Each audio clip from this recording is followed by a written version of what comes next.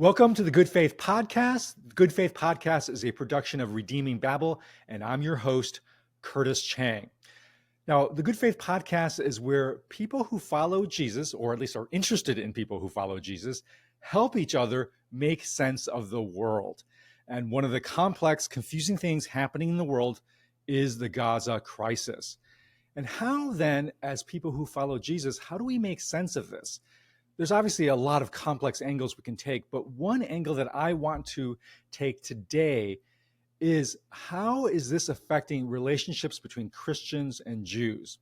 And the reason why I think this is an important angle is if we are following Jesus, we are by definition in relationship with a Jew. Jesus was a Jew, incontrovertibly. And so by definition, we are already in a relationship with a Jew and by extension in relationship to Judaism. And so the question of how this Gaza crisis affects then our relationship with Jews ought to be at least one important angle on this for every Christian. And to help us explore that angle, we have two friends joining us. One is our founding friend, David French. David French, columnist at the New York Times. David, welcome back again to the Good Faith Podcast. Thanks, Curtis. Always good to be back. Yeah. And I feel like it's been a while since we were back together. So I'm really glad we're doing this. But joining us also is another friend, Rabbi Michael Holzman, who is a friend of both of ours, who we participate on sort of this weekly call of faith leaders. Michael Holzman is the senior rabbi of the Northern Virginia Hebrew congregation and has been involved in a lot of work in the sort of intersection between his faith and the wider society and democracy. Michael, welcome for your first time appearance on the Good Faith Podcast. I am totally honored. Thank you so much. Well, let's get right in. I am a friend of people who love Jesus. That's right. That's right. You're exactly. And I've been really kind of warmed to know the number of people who are themselves do not call themselves Christians, but are interested in kind of how followers of Jesus are thinking about the world. And Michael, you are one of them. And so, Michael, let's get right into it. How is this crisis affecting American Jews? Paint the picture for us of what the last, sort of weeks have been like for the experience of an American Jew. Sure. So we're 33 days since October 7th. And that's important because the Jewish system of bereavement has different periods of time. The first being 7 days after the funeral. The first being actually the period before the funeral, where you are just in complete shock. And October 7th, October 8th, October 9th, total shock, total inability to even process and think, and just bewilderment, compounded not just by death, but also by the ongoing fighting that was happening in those days. The border wasn't at all secure. There was military operations to find out who was in the country. And then, of course, the kidnapped. And so that was the initial shock. And then the first 7 days of mourning for Jews is the period of Shiva, bereavement. We're not supposed to leave our homes. We have permission not to respond to someone if they greet us. We have, and that certainly was how the Jewish world was feeling: lonely, shocked, bewildered in those first 7 to 10 days, and then the first 30 days after the funeral is this period called Shloshim.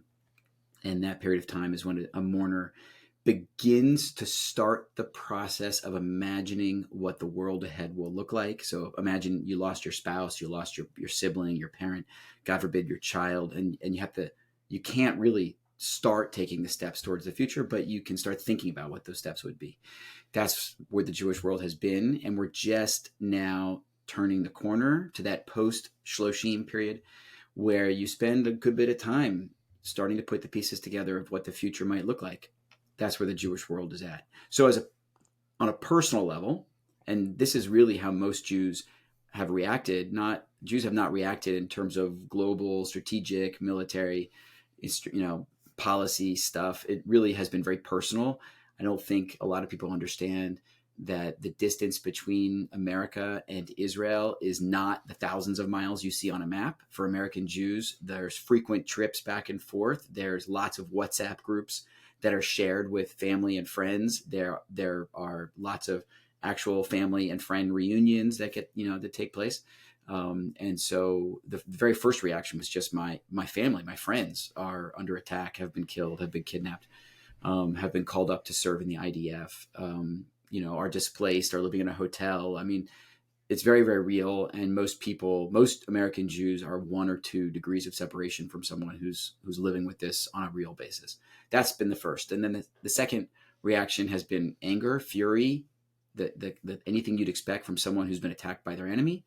And then the third reaction, I think, has been fear, big time fear, and fear of future attacks. Israel is surrounded by all kinds of enemies, most of which are proxies for Iran right now, and fear of what Israel is going to do in its ferocity, and in the ferocity of its response. I think there's a lot of fear from American Jews about just how bad this is going to get, and we've seen in 33 days it's gotten pretty horrible, and that's stomach turning.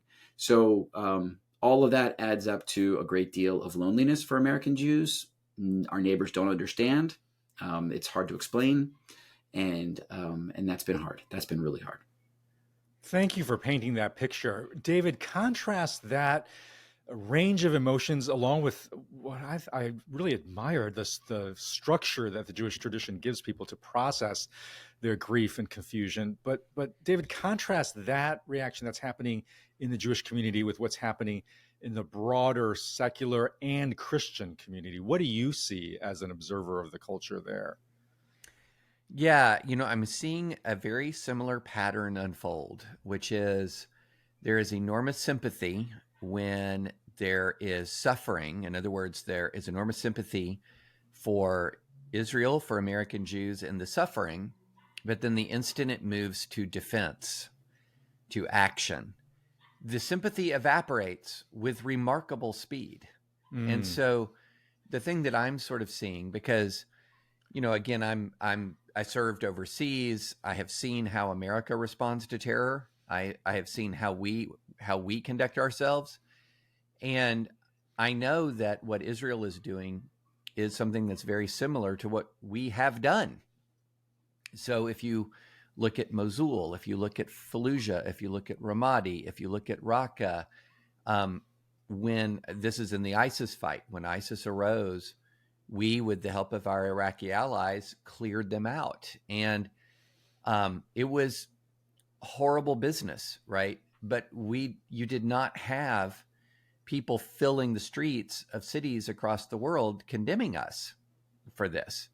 But you do see it with Israel. And I think the thing that is so distressing is how quickly that sympathy phase ended in so many quarters. And it turned immediately into, well, now here we're going to put Israel under a microscope, Israel under enormous scrutiny. And we're going to stop even hardly mentioning Hamas anymore, who's actually putting those civilians in danger right now. And so that's one thing that was really sobering to see, even if on October 7th, October 8th themselves, I was expecting this. It's still been shocking to see it unfold. Michael, help us understand what that does to the Jewish community, like to see this kind of sympathy evaporate. How does this affect how you think about, feel about America in general, but especially American Christians to be witnessing this? What emotionally, socially does this do to your community? Well, look, I'll say that there's been a variety of Christian responses, and there are certainly activists who are doing exactly what David said. And I'll say the difference that I've seen with Mosul and Fallujah and those battles and things like that has been the ubiquity of images coming into people's phones from Gaza directly, and the narrative battle that's taking place online. I imagine that was happening in those battles in Iraq and U.S. wars, but it wasn't ubiquitous on college campuses that kids were walking around looking at videos coming straight from the battlefield. Right. And to see cities that look like World War II era, bombings, in your phone on a regular basis all the time, it's pretty shocking. And so for a lot of American Jews, we're seeing those images too. And it's been gut-wrenching to be simultaneously sympathetic to the people who are suffering. Pictures of children dying are pictures of children dying. I think any human being that doesn't feel revolted by that is got a problem. And American Jews certainly are feeling that. And simultaneously, the speed, that was your question, the speed with which things turned was totally surprising, I think, for the majority of American Jews, especially American Jews who have done work on the left, in progressive spaces, civil rights work, work on reducing police violence, things like that.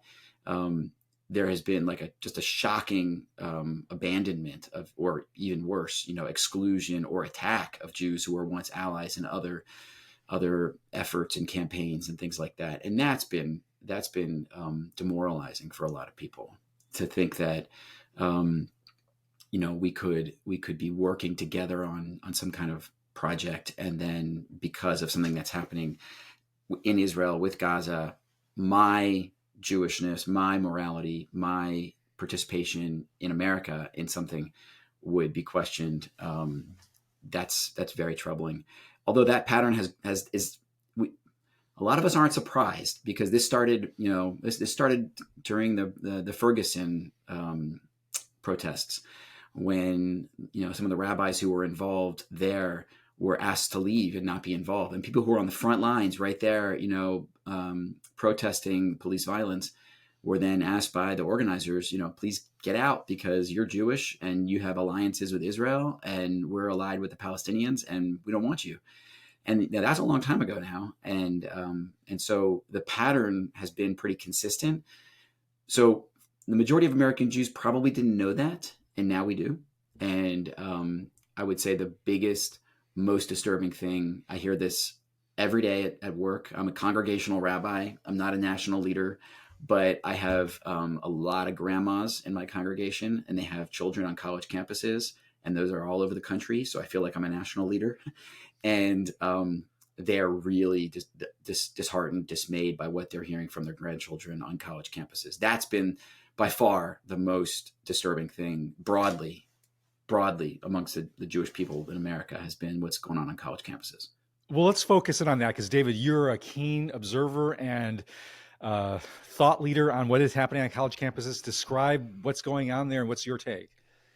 Yeah, so there's a couple of things going on that are distinct from each other, and we need to keep them distinct. So one thing that's happening is that you're seeing a lot of pro-Palestinian student groups engaging in what you would call is sort of normal college activism, but the twist is they're supporting Hamas after a brutal murder. So they're really pushing the envelope of what free speech protects, but it does protect this. So it does actually, principles of free speech do actually protect when you advocate for violence, even if, but it can't be advocating for imminent violence, imminent lawless action. In other words, you can't incite immediate or imminent lawless action, but you can support violent actions with your speech. That is something that is permissible under American law. It has been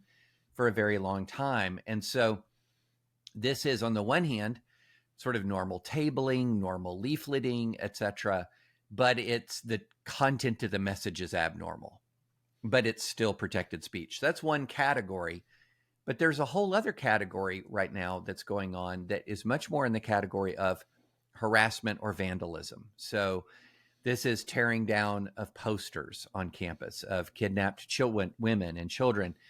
And that is not free speech. It is not free speech to tear down somebody else's speech. That's vandalism. And in fact, if a university sort of stands by, a public university sort of stands by and allows students to tear down other students' speech, there are circumstances in which the university can even be liable for that, because there's something called a heckler's veto, where if the university sort of selectively lets its guard down to allow some students to censor or shout down others, then it's violating its own obligations. And so it is not free speech to tear down posters. It is not free speech to shout somebody else down. And then there's a third category that is rarer, but you're seeing it. And that's actual harassment under the law. So we have seen things like Jewish students being locked in a library at the Cooper Union in New York while a furious crowd is pounding outside, or a Jewish student who had been photographing protesters. And by the way, if you're at a public protest, you don't have a right not to be photographed. Okay, like that's not a thing. But so a guy was photographing protesters and then gets physically attacked as he's trying to leave the protest. I mean, when you're talking about acts of physical intimidation, you're really moving into acts of harassment. And every federally funded college in America has a responsibility to protect its students against harassment on the basis of race. And the Biden administration has been very clear that federal law prohibiting harassment on the basis of race, national origin, et cetera, applies to anti-Semitism. So we're seeing this really interesting and scary, in some circumstances, range of campus reactions. And so if you're a Jewish student and somebody is celebrating the terror attacks, that's horrifying, but it's protected speech. The answer to that is to answer bad speech with better speech. Nobody should underestimate how horrifying that is and how damaging it is for people to see classmates celebrating something like that. But it's horrifying protected speech. The other categories, harassment, tearing down posters, things like that, that's not protected speech. That's where students can and should be disciplined. And it will be interesting to see over the next days and weeks if anyone is, because I know a number of investigations are underway right now. So we'll see if anyone is, anyone does face sanction. But, you know, one thing, Curtis, I could tell you, if these were all chapters of the KKK doing this, Right, exactly. you know, we would be in the middle of the biggest national conversation you've ever seen on college campuses. And it's really interesting how when it's far left protesters doing this, the response is somewhat muted. And that gets us to the last thing to talk about here, which is, what about these college official statements? Now, colleges don't have to issue official statements on things. You know, there's a Calvin statement coming out of the University of Chicago that urges institutional neutrality. That's fine. That's fine. But what we have started to see here is universities who've tripped all over themselves to issue statements after all kinds of events sort of swallowed their tongue on this one and maybe veered towards neutrality. Well, wait a minute. Neutrality is a perfectly respectable institutional position. In other words, to say, we don't put out statements on things that don't bear directly on this university. Totally fine. But to suddenly discover neutrality now kind of speaks volumes all by itself. And so this is one reason why I think so many students have felt abandoned is you have this horrible speech that is protected. You also have university silence or timidity, and then you have often actual harassment combined with silencing of Jewish students by tearing down of their posters. So you can only imagine how somebody would feel under siege in that environment. So I just want to jump in and just add a couple things. First of all, I think there's been 2 students that have been arrested by the police, one in near UMass Amherst for physical assault of a Jewish student, and another on the Cornell campus for physically threatening to murder and rape Jewish students. And it was directed at a Shabbat gathering. So it wasn't an Israel rally he was threatening to attack. It was Shabbat dinner, right? So just Judaism stuff, not Israel political stuff. Okay. That's the first thing. Second thing is that, first of all, I so appreciate having David French to have both the military background and the Supreme Court free speech background. Awesome. Wonderful. There's another layer to this. And the other layer to this is like, these are students that have to live together in their dorms and walk around campus together. And when you're in those first couple days of shock of like my best friend's mother just got kidnapped or something like that, and you're on campus, and immediately that day, the people supporting the other side are outside chanting, Israel got what it deserved. I mean, it's not just a lack of safety; it is a complete abandonment, loneliness. It is a gut punch that this is a campus where my feelings, my family, death I'm confronting doesn't matter. And for a lot of Jewish students, that's what they're talking to their grandma and grandpa and parents about.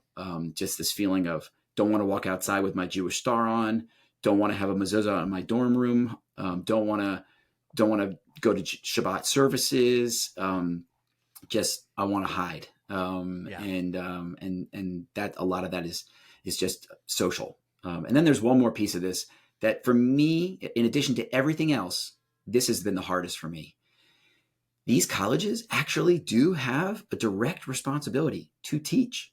And when the university statement thing comes up, for me, it's all about where is the president of the university talking about our educational and academic responsibility on an issue that is so filled with interesting, complicated, hard, moral, philosophical, political, theological questions. There's a department on campus for almost every aspect of this conflict. And professors have an opportunity to enlighten their students, to foster healthy debate with their students on the issues. That's what our colleges are supposed to be doing. And our colleges have completely abandoned that. There are a few schools like Dartmouth has had a really admirable academic response from their Jewish studies and Islamic studies department, I believe. But for the most part, it has been an abdication of educational leadership. And that, I'm afraid, it starts in the colleges and it extends across the whole educational establishment. My high school kids at the synagogue have no education from the schools. And when I talk to my imam colleagues, their high school kids, no education on the issues in the schools. It's a major world issue, no education. So that to me is so troubling because it just makes America stupid, and then bad things happen. So, David, how would you explain why that's going on? Is this a simple case of, hey, the left has swung way over into pro-Palestinian as its tribal identification, and therefore in a institution like educational institutions that are dominated by that viewpoint, that's just completely shut down any sort of intelligent exploration of this? Is it that simple, or is there anything else going on to explain what Michael's talking about? Yeah, I would say that in quarters of the far left, the Palestinian cause has sort of a unique resonance. So there's a lot of arguments, for example, that the Palestinian cause is very connected, say, to the struggle for Black liberation in the United States. There is, if you're sort of an anti-colonialist, there is a lot of sort of anti-colonial rhetoric around Israel, which I think is a poor fit for Israel historically, but there's still a lot of anti-colonial rhetoric around Israel. There is, and then, we just have to be honest here. There's a lot of anti-Semitism too.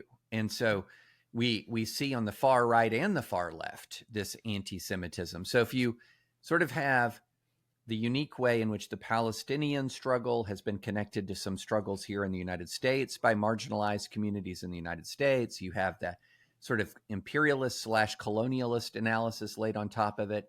And then you throw in lots of elements of anti-Semitism into the mix.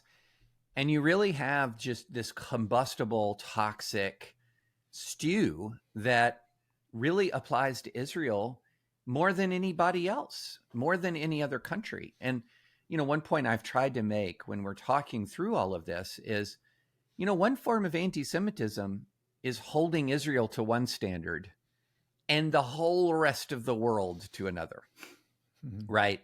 And let's just be honest, that's what's happening here, right? That is what's happening. You've had people filling the streets to protest Israel. Why were they not, at the very least, look, I think it is a respectable position to argue that Israel's military response has been too sweeping. I think I don't agree. I agree. I think that Israel's military response has been necessary, but it is certainly a respectable position to disagree with that. Yeah, let's have that conversation, right? But to protest Israel only right now is remarkable, because Hamas did not have a right to cross the border and slaughter Israeli civilians. Hamas does not have a right to embed itself in the civilian population to protect itself from Israeli reprisals. But Israel does have a right to defend itself.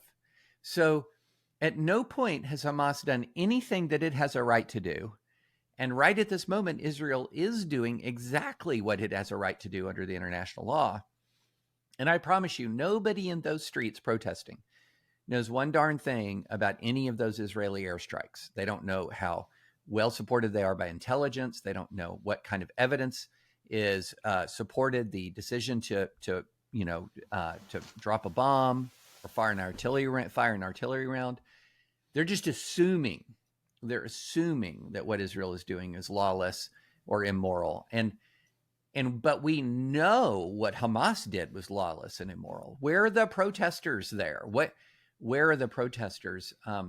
And honestly, Curtis, I think a lot of the silence that you see from some quarters of the more center left is a eerie resemblance to the silence on some parts of the center right in response to Trumpist radicalism. Right. Which is radicals bully and intimidate. Yeah. And a lot of people don't want to be bullied and intimidated. Yeah. So there's another parallel with the right left Trumpist, thing, the extremism, and that is a whole battle about truth. There's a real, and I've listened to the podcast and heard you guys, be frustrated with things happening on the right, about the willingness of some to tolerate certain behavior, morally offensive behavior, things that violate the morals of Christianity.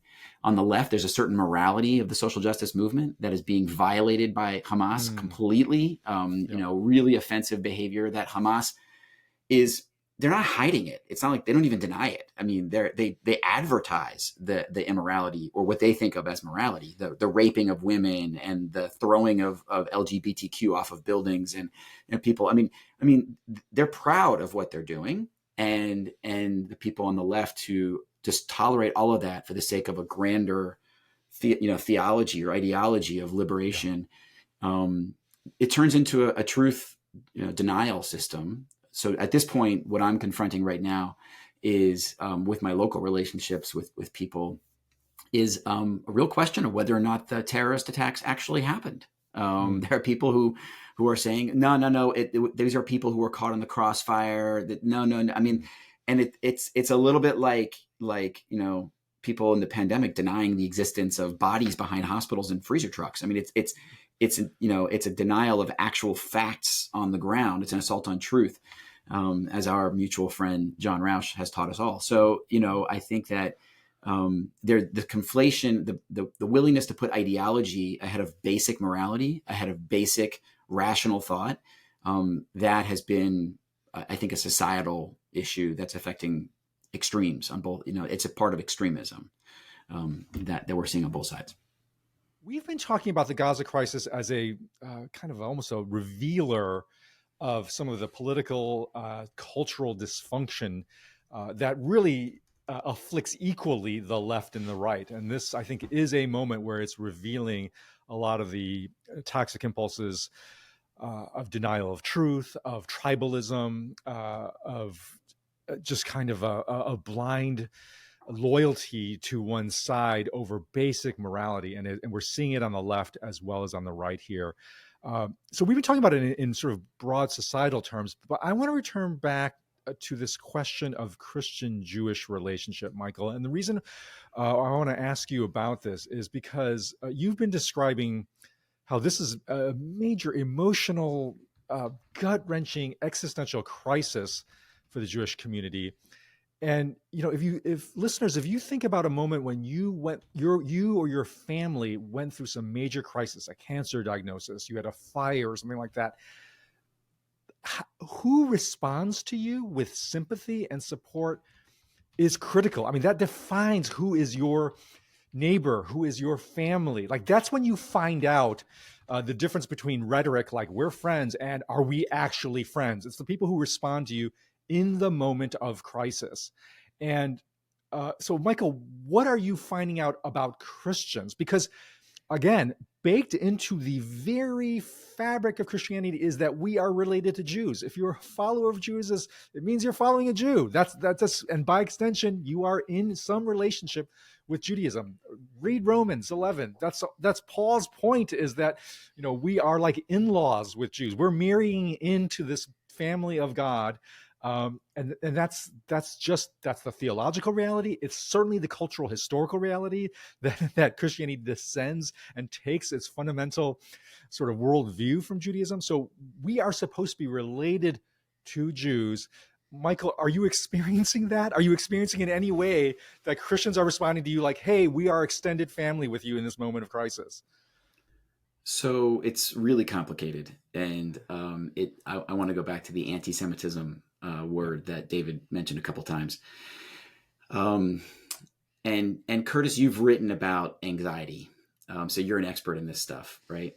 Jews walk around with a deep, deep sense of underlying anxiety that we have. It's generational trauma that we have inherited. And I'll be completely blunt with people that I really trust and respect. You're skipping over centuries of Christian oppression of Jews when you talk about being related to Jesus as a Jew. Right. Which I respect. I totally get the theological and historical and narrative connection to Jesus as a Jew. And I've seen the way in which Christians are curious about Hebrew and the Hebrew scriptures and the life of Jesus and all that stuff. Totally valid, fascinating, wonderful, affirming. However, Jews walk around with this sense of double consciousness already in America. Mm-hmm. What you said, I was smiling when you were talking, Curtis, about this. When you're down, when someone's got a cancer diagnosis, you find out who your friends are. Yeah. Big time. I've been hearing my members of my congregation coming to me. Oh, I've found out who my friends are. I got this neighbor, good stories and bad stories. I got this neighbor. I have a member he's Israeli. She is American. 2 wonderful kids.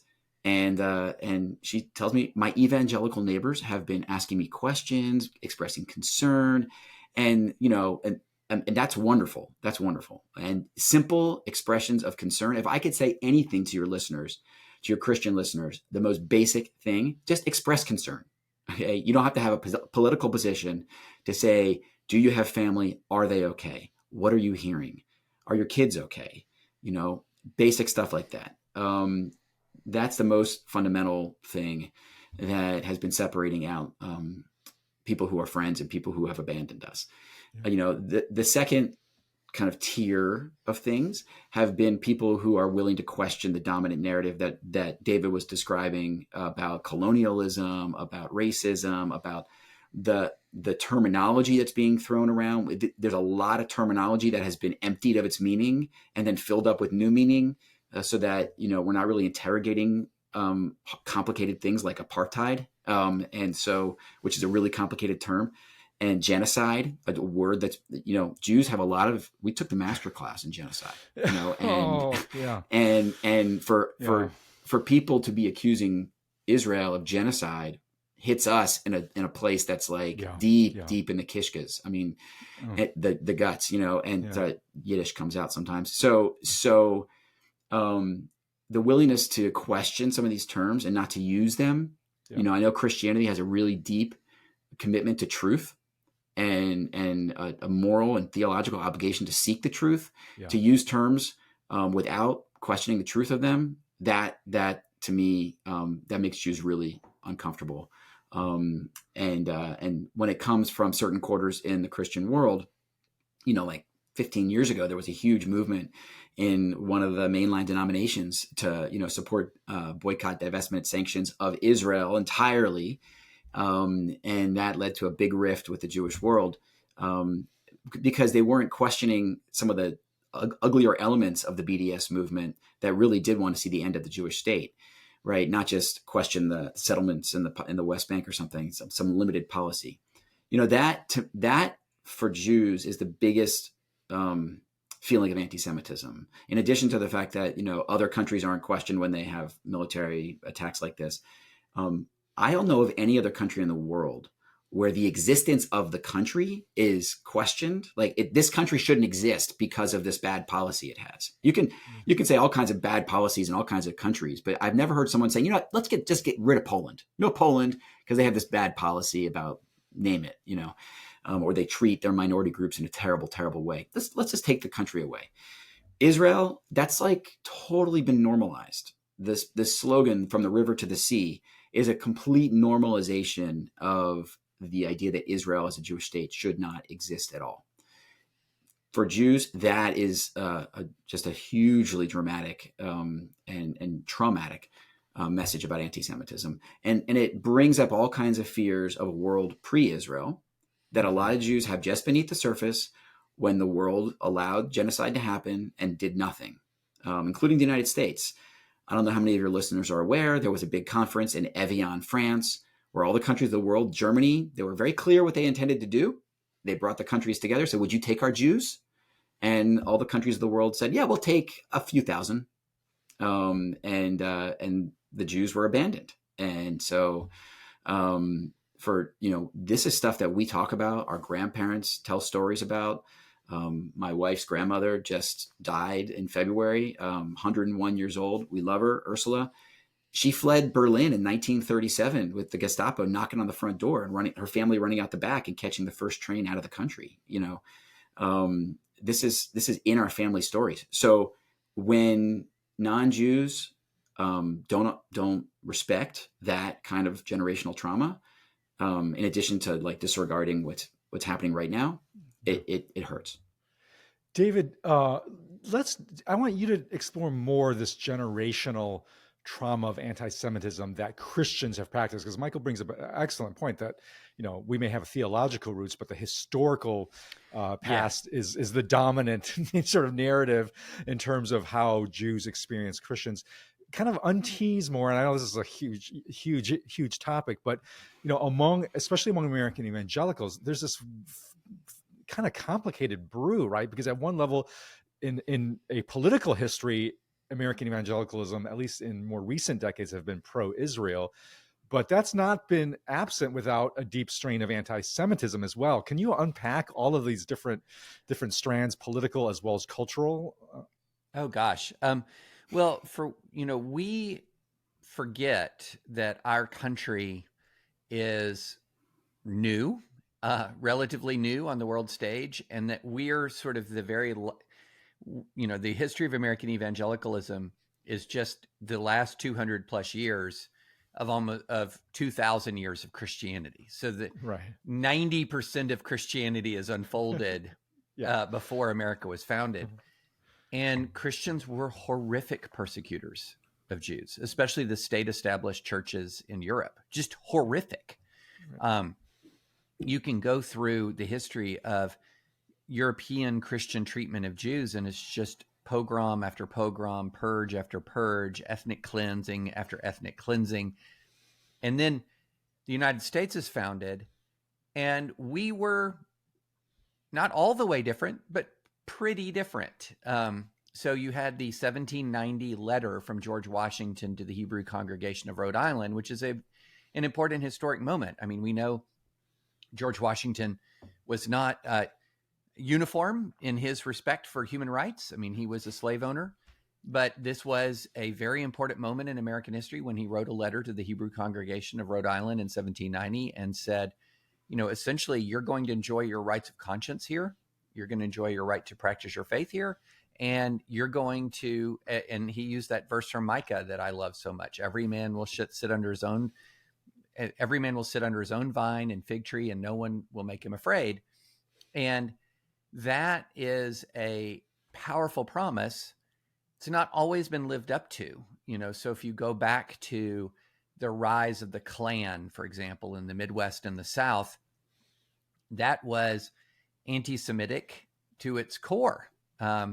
And so you've had anti-Semitic movements in the United States we've not had the same kind of state-centered persecution that was tied to the church that you had in Europe. But it's a mistake for Americans to look at the American experience and think that that is sort of been the Christian-Jewish relationship more broadly. It has not been. It has not been. And so that, I think, is important for people to understand. And then we can get more into kind of the contemporary evangelical relationship with Israel, all of the different strands of that, which I think there are multiple strands to unpack. But yeah, there are a lot of reasons why American Jews would not necessarily say, well, thank goodness we're surrounded by a bunch of Christians. Yeah. So, and one last thing on this, if you know that history, you know how absurd it is in some of these universities. They've started doing these affinity group diversity trainings, and they take all the Jewish members of the faculty or whatever and lump them into the white category. Like they're just another group of white people, right? And no understanding of how white supremacy has inflicted itself, what advocates of white supremacy have persecuted Jews so relentlessly and thoroughly. But yeah, that history is a lot more complicated and fraught than if you're just sort of looking at the narrow American experience. So I want to give a shout out for America, though. Okay, go America. In addition to everything else, David said about America's roots and the founders and the legal protections and all kinds of amazing things about America. One of the things that I experience on a daily basis, and has been one of the most heartening experiences in this whole month since October 7th, is that America has a really powerful interfaith network, a scaffolding of institutions in every city across the country. There's just so many hundreds of thousands, I think 300,000 faith institutions in every neighborhood, on every corner. I think if you added up all the Starbuckses and the McDonald's, you wouldn't even come close. I mean, so all these institutions and the professionals who work in them very often have relationships. And so the big topic of anti-Semitism and whatever history exists or traumas or all these things we're talking about, they get personalized and relate, and they have to live between human beings in messy relationships who go out to lunch. And when we go out to lunch, or have coffee or get together, what do we talk about? What people talk about, like, well, how's the roof on your church doing? How are your kids handling school these days? Oh, I was talking to my local imam, who I'm very close with.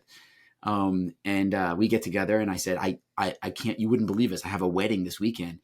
She's 79, he's 84. And the imam's like, oh, you broke my record. I had 81. That was my record. We're humans, right? So the theological stuff, the historical stuff, the narrative stuff, the political stuff, that stuff is much easier to deal with when you have a human to human messy relationship. And America has a lot of that. And unfortunately, academia doesn't do a great job at that sometimes. Even though they live together, they lump people into groups and depersonalize things. And people are only around on campus for 4 years sometimes, the students. And online, of course, none of that exists. So none of that human to human messiness. It's very hard to fit that into an online container. So in terms of Christians and Jews, when I bring my congregation together with Christian congregations that we have prior relationships with, we can hash this stuff out. We can talk about our trauma. We can talk about our fears. We can talk about our vulnerabilities. We can hear challenges, good challenges, legitimate challenges to the policies of the state of Israel. Things I agree with often, because we're doing it within the context of a trusted relationship. And that helps us deal with whatever anxiety we're carrying around before we come into it.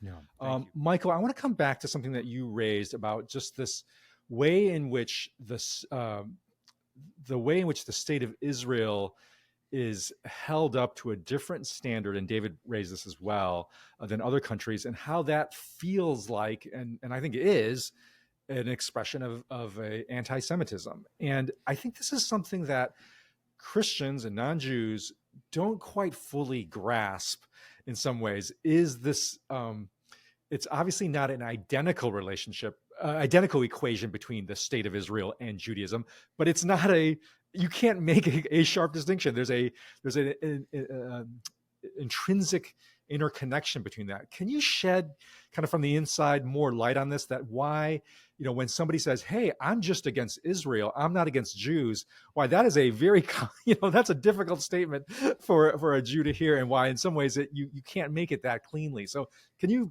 kind of help people understand more the relationship between Jews, even American Jews, and the state of Israel? Sure. I mean, that's a big and tough question. Yeah. I'll do my best shot to try and answer it, right? So, first of all, the state of Israel is not the United States. The state of Israel does not have a Declaration of Independence like ours in the United States. The fundamental idea of the state of Israel, even though they have a beautiful Declaration of Independence, one that proclaims some universal human rights in the Declaration of Independence, it's not the founding principle upon which the country stands. The country stands upon the founding principle that this is our homeland, and it's the homeland of the Jewish people.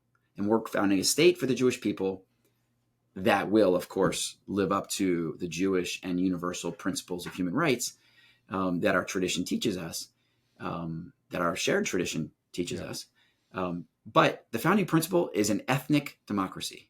Yeah. And when I hear people talk about what kind of state Israel is, people get really confused about the idea of an ethnic democracy, because America is not an ethnic democracy. America is a liberal democracy. And our founding principle is all men are created equal, even though we have really struggled to make that a reality in our nation's history. That's the principle. Israel is not based on that principle. And so that makes life for Israelis and life for Jews really complicated, because we have to be proud that we have a country that is for the Jews, and we have to deal with the ramifications, the moral problems that creates. That means that anyone who's not Jewish is by definition a second-class citizen. Our responsibility is to make sure that they are the most treasured and honored second-class citizens in the history of the world. That's really hard to do. That's hard for any democracy to do. Right. And it sort of goes against the American ethos that you can't do that. You're not supposed to do that, have second-class citizens, right? Yeah. The term second-class citizen is considered like a conversation ender in America, Yeah. And in Israel, that's the founding principle, that it's a country for Jews. 20% of the country is not Jewish, okay? A little more than 20%, I believe. And the majority of those people are Arab Christians. Some of them are Druze, some of them are Baha'i, some of them are Bedouin, which are not the same as Palestinian, and so it's a complicated mix of people, but that's the principle. Yeah. So when people say things like it should be a land for all its citizens, it should be a democracy, that everyone gets one vote, let everyone between the river and the sea, let's all just get together and have a utopian land where everyone just votes and gets along and have nice citizenship. First of all, that doesn't exist in that part of the world at all. The Bush administration had hoped to create all kinds of democracies, and that didn't turn out real well, sadly. It would have been nice, but that's not how things played out. And Israel is being asked to be that way, even though its founding principle, coming out of Jewish history, coming out of the immediate history of the 20th century, was all about this is a place for the Jews. And I want to say one more thing about the history. A lot of people say, oh, Israel exists because of the Holocaust. No. In the 1800s, all of the nations of Europe were becoming states. All the empires, the kingdoms were becoming states, adopting statehood and nationalism as this political thing. And they were proclaiming that all their citizens would be treated equally. And the Jews bought in, and they tried and assimilated and joined the upper echelons of society in a lot of those countries, and then saw that anti-Semitism still existed. Jews were still going to be excluded and persecuted and imprisoned. The most famous case, of course, is the Dreyfus case in France. And Theodor Herzl, living in that world, said, we got to get out of here. Like, they're promising us the world of equality, but they're going to kill us. Yeah. And he estimated, in 1895, about 50 years before they kill us all. Wow. Prophetic. So we said as Jews, well, if statehood is the way in which we get protection, the French have one, the Germans have one, the Austrians have one, the Polish, we need to get one of those. And I don't think statehood is the perfect tool. Amos Oz, wrote in the 1980s about how he would prefer not to have a state. But you know what? We ran that experiment. We tried it. It didn't work. We got killed. So now we're going to have a state. And that means states can be ugly. States have a lot of problems with them, but they're the best tool we got right now to protect ourselves. And so we're going to have to live with the responsibility that comes with statehood. And so for Jews to hear attacks on Israel, I'm anti-Israel, it denies all that complexity. It denies all that history and the need for Jews to have a state because of what we've experienced, not just the Holocaust. Yeah. And so, Michael, is it fair to say that then for an American Jew, you may not, like you said, you may not agree with all of its policies, and who does agree with all of the policies of any country, right? But at the existential level, the existence of Israel is like a proclamation to say Jews have a right to exist in the world. They ought not to be eliminated in the world, and that the state of Israel is like an expression of that at the state level. And so if you are saying Israel shouldn't have the right to exist, you are by definition sort of making a claim that Jews don't have a right to exist. I mean, is it that at the gut level, what was your Kishka level? What was at my Kishka's level? I mean, at the Kishka's level, is it like that? It is like that. It is like that. It's also connected to the issue of power. Yeah. That when Jews have power, it makes people uncomfortable. There's a lot of narratives and a lot of societies, Christian and Muslim history, put Jews, even when Jews had it good, they were always kept in a second class status. Right. Sometimes not treated so well, sometimes treated fine, actually. Yeah. But the idea that Jews would be the first class people and someone else would be the second class, it just doesn't fit. It doesn't fit the models. And so a lot of anti-Semitism, especially modern anti-Semitism, is based on the idea that if Jews have power, they must have rigged the system, right? There must be a conspiracy. Because the world just cannot possibly work that way. It can't possibly work that way. And so when the world doesn't look the way people think it ought to look, it must mean that there's a nefarious Jewish plot that's making it happen. And so a lot of anti-Semitism today is based on this conspiracy thinking. On the left right now, what I think is happening is that the ideologies that have been taught for about 25 years around intersectionality, around DEI, have reached their logical conclusion that if you put people into these very rigid boxes and then you stack them in order of oppression, it's just not going to work. You can't make it work because people are complicated and have a lot of different identities and have different oppressions and are also oppressors. And so that the fact that doesn't work is really hard for a lot of people who are dedicated to the ideology. Right. Jews are the canary in the coal mine of an ideology falling apart. And that we've been that way before in the past. And so the power we have by having a state is emblematic of breaking a system that people think, that violates their ideology. Yeah. That's a profound point. The Jews as the canary in the coal mine of an ideology falling apart. I'm going to have to ponder that one for a while because that history proved supports that thesis. David, all right, I want you to take us to look forward, David. Like, where do you see all of this playing out as you see this military campaign going forward? You see the world's sort of natural reaction, especially via the media, to this campaign. What is this going to do to Jews around the world, to how the societies, how Christians around the world relate to Jews? Kind of look into the crystal ball for us a little bit here. It's really, we're in a little bit of uncharted territory because the fact of the matter is that Israel is in a position that it has to defend itself. It has to restore deterrence.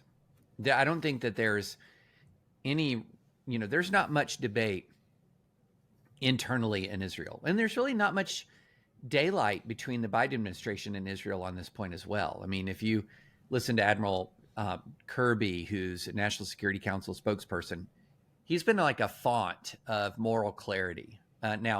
So Israel knows it has to deal with Hamas the way we dealt with ISIS. America knows that Israel has to deal with Hamas the way it dealt with ISIS, the way we dealt with ISIS.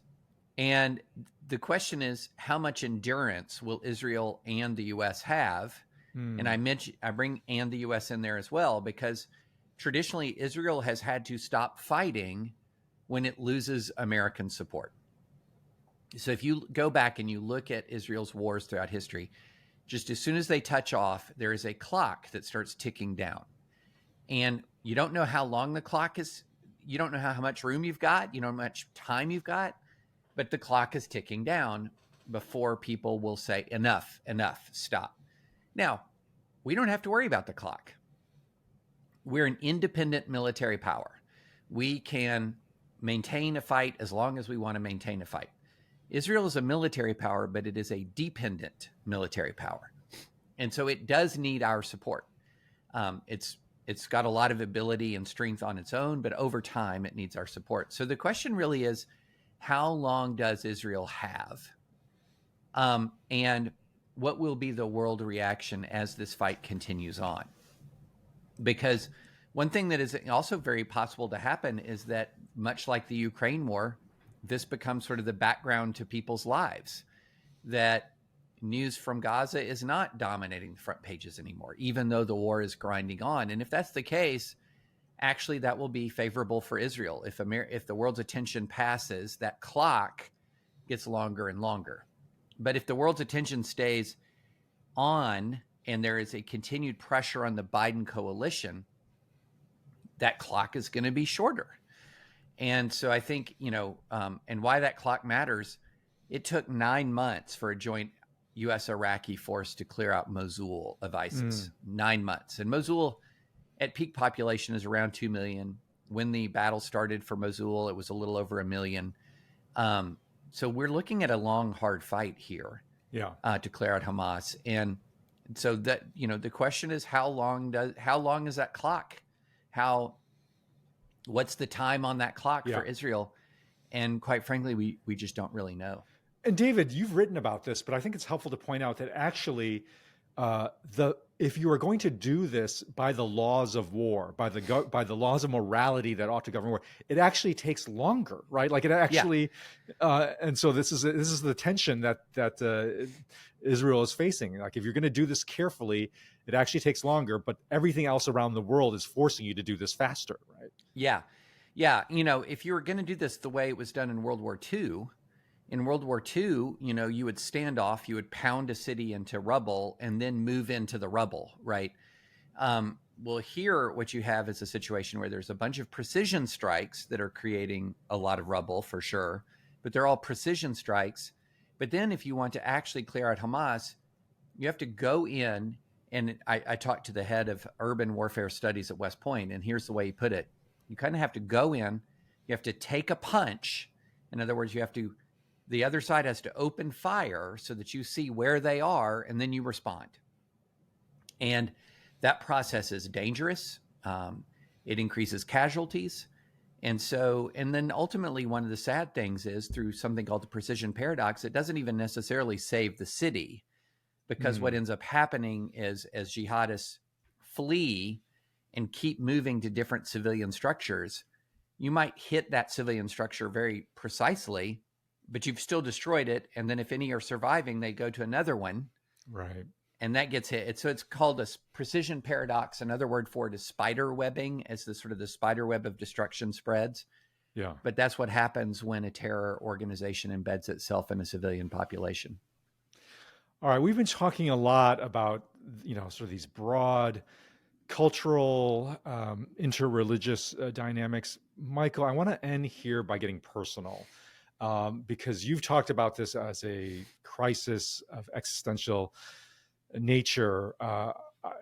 You're a theologian, you're a spiritual leader. Your job is to help people make sense of crises from a spiritual perspective. Take us into the American Jewish spiritual experience. Like, how have you been trying to make sense of this as a believing Jew? How are you helping your congregants make sense of this? Describe that for us. So part of the answer to the question is actually political. And that is, before this war broke out, there was 10 months of protests against the Netanyahu administration, which is a really, really hard right, publicly racist administration. There are members of the administration that have said things that are horrific, Jewish members of the administration that have said horrific things about what they want to do to Palestinians in the West Bank and in Gaza. Okay. These are bad people, and they're in power. They are the government of the state of Israel right now. And there have been 10 months of widespread protests to get them out of power. And for a lot of American Jews, including by the armed forces leading the way on that. I mean, so yes. Oh, every sector of society. Yeah. I mean, including the religious. Okay. Yeah. So the way in which they came into power is a whole nother conversation. But for a lot of American Jews, the spiritual crisis here is, as David has talked about. I read a recent interview with Mark Milley, who talked about how war is morally degrading by its nature. It degrades the morality of the soldier. And the only thing that prevents a society from descending into the complete abyss is having a legitimate government. And for a lot of American Jews, the government of Israel right now it's not a legitimate government. And it's legal, but it's so deeply unpopular. And the current leadership, including Netanyahu, who's under criminal prosecution as we speak, they're just holding on to power and perpetuating some of this violence. And so for a lot of American Jews, the just war, analysis and the morality of this thing is there's a cloud hanging over the entire thing because the politics are so ugly on the Jewish side. Okay. Yeah. And that leaves a lot of confusion for us. And so for me as a rabbi, what I'm doing a lot of is validating that confusion.